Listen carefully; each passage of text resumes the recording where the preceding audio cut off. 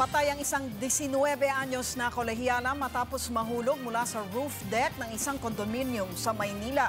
Sa kagustuhan daw kasi na makakuha ng magandang anggulo para sa kanilang selfie, na disgrasya ang biktima. Waksyon si Jen Calimon.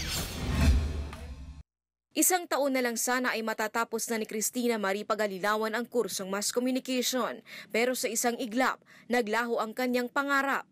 Dead on the spot si Cristina matapos mahulog mula sa roof deck ng 20 palapag na kondominium sa Ermita, Maynila kahapon. Nagsiselfie ang dalaga kasama ang kaibigan nang mangyari ang aksidente. Selfie sila na nakaharap sila muna dito sa building. Tapos nung hindi sila makontento nga, mas maganda yung view syempre pag nasa labas. Humarap sila sa labas, nagwawa. Maya-maya, ito ng victim natin, promotion ng konti doon, naghiwalay sila.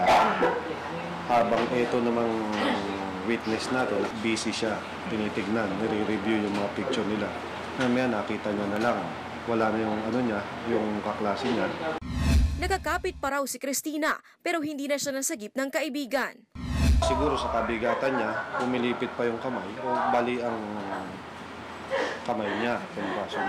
Ang kaibigan ng biktima, tulala at halos hindi makausap dahil sa nangyari. Naghihinagpis din ang pamilya ni Cristina. Iniimbestigahan ngayon ng mga otoridad kung nagkaroon ba ng kapabayaan ng pamunuan ng kondo. Kapansin-pansin kasing walang railings ang pader kung saan umano nahulog ang biktima. Under construction pa raw kasi ang gusali. Kami ang tatanungin. Etong wall na to is napakababa. Hindi namin kung yan ba yung standard na taas.